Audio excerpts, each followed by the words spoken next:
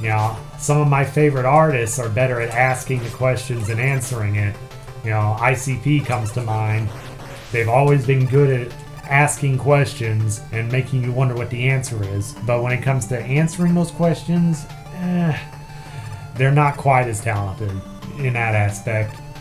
You know, in the other aspect, they're incredibly talented, creating a whole mythology to their music and making you wonder what was next. What's the big question? What are they building towards? And the idea on paper was pretty epic, but the way they executed it, I think that's just when a lot of people lost interest in them. Because, you know, ICP always says that they're the most hated band in the world, and for the most part I disagreed with them about that. I don't think they're the most hated band in the world.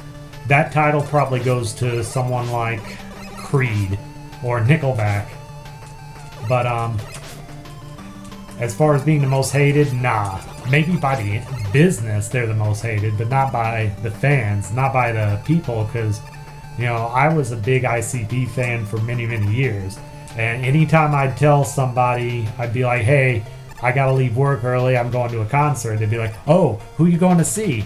And I'll be like, I'm going to see ICP. And they'd be like, oh man, I wish I was going, that's awesome. You know, 9 times out of 10, that was the reaction. People like, or they used to like ICP, you know, but nowadays,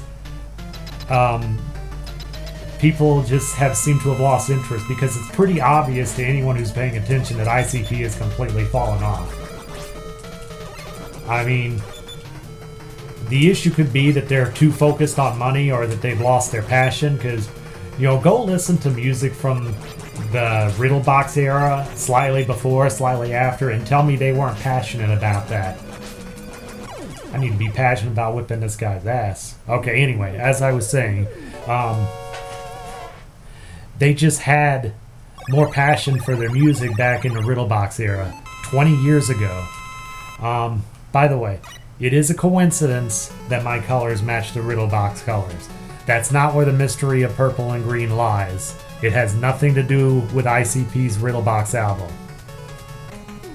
But I do think that being such an epic color scheme, it certainly didn't hurt Riddlebox that the color scheme was purple and green.